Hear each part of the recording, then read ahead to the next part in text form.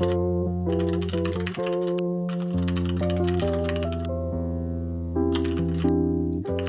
welcome back to my channel, and today I'm going to be talking about the things that I really wish I knew before I started my A-levels. So I hope you enjoy, and let's get right into it. So the first thing I really wish I'd taken completely to heart, and I sort of did, but I could have done it more, is the importance of getting organised throughout A-levels, so much more than GCSEs. So definitely at the start of the year, make sure you've got your folders and your stationery and anything else you might need, because it's going to be so important to get organised, especially because I did 4 A-levels, so there's so much workload that you need to be aware of and keeping on top of. Another thing that I think is super important is making sure you have a calendar or a diary that works really well for you, so that when you get busy, everything is really easy accessible and easy to cope with. So for me, I use Notion religiously. I'm obsessed with it. It changes my life. But even just like a paper diary or anything that helps you be organised is so important for A-levels. So important. Another thing that I definitely wish I knew is not to be thrown off by the jump from GCSE to A-level. It's likely that at the start you'll fail and things will go wrong and you might drop some grades and it'll be terrifying, but just to know that it's normal and it's so much of a jump between GCSE and A-level. Especially in my English, I was so thrown off by the jump between GCSE and A-level, and it took me a while to get settled into the course and trust that I knew what I was doing. So don't be thrown off, and if you do fail, then just take it on your chin. It's good for the soul. Failure is. We need to fail. And I know it's cliche, but if you don't fail, how do you know what you're doing is right? So don't be thrown off.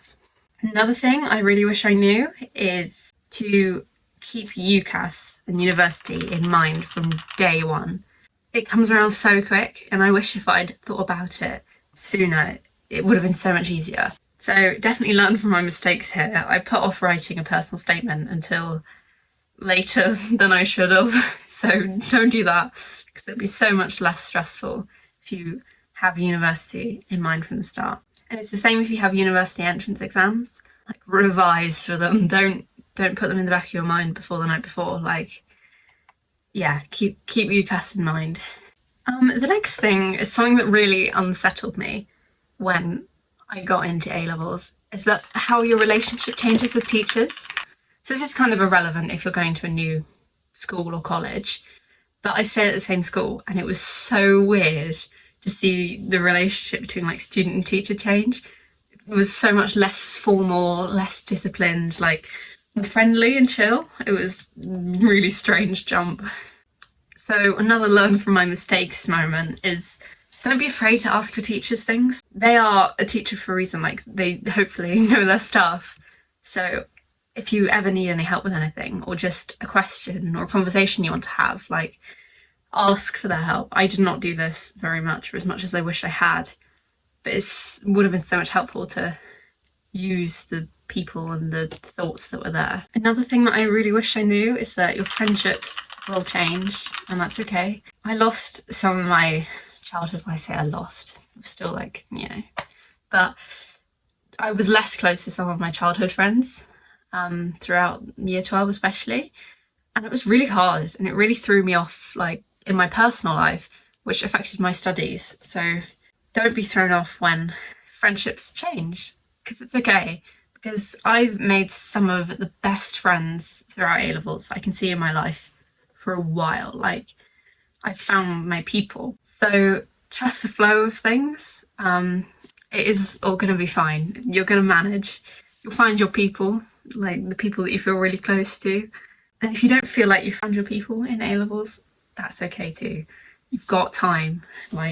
It's fine. You might find closer friends in uni or your work, whatever. Don't stress about friendships so much. And then number 6 on the list is use those frees, guys and gals. I really wish I kind of did. This is kind of one that I can actually claim that I did. But don't waste your free periods. Having more time to yourself is absolutely one of the biggest shifts. from GCSE to A level. It's so unsettling that you just have so much free time on your timetable, but it shouldn't mean that you're free to do completely what you want. And I'm not saying never have like an hour's break downtown or whatever with friends, but just be mindful. I really think it's so important to use it to do classwork, homework, revision, lesson prep, anything you can think of to be productive. Because after school you in a couple of hours will be so grateful when you can just crash and not have to worry about work because you've already done it. Some other advice I have that I wish I'd known from day one and how important it is to get involved in everything that your school or college has to offer.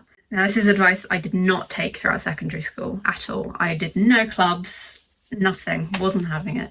But I got to sixth form and I thought, screw it, I'm only here for 2 years, why not?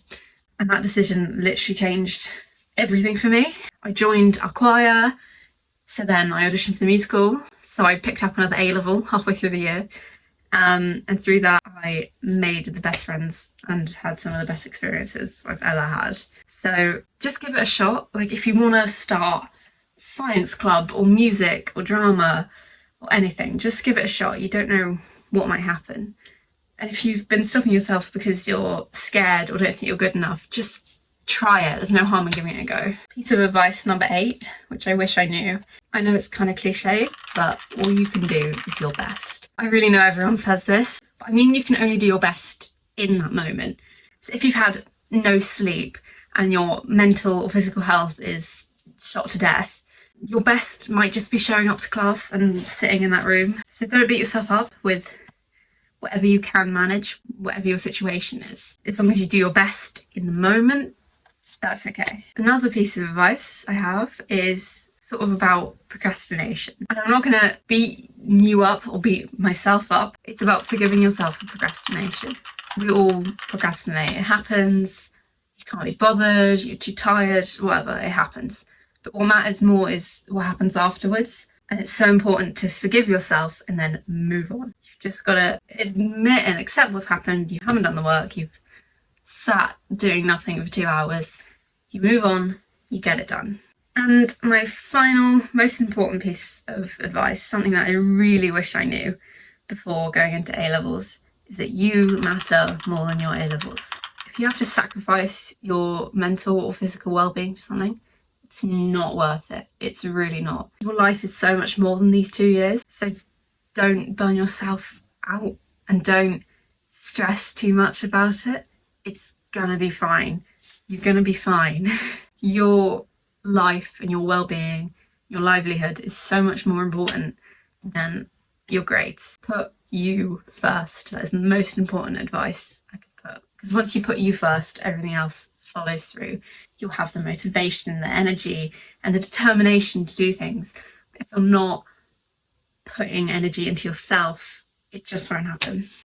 So thank you so much for watching. I just wanted to put this video out because I know lots of people are starting A, probably have started A-levels already.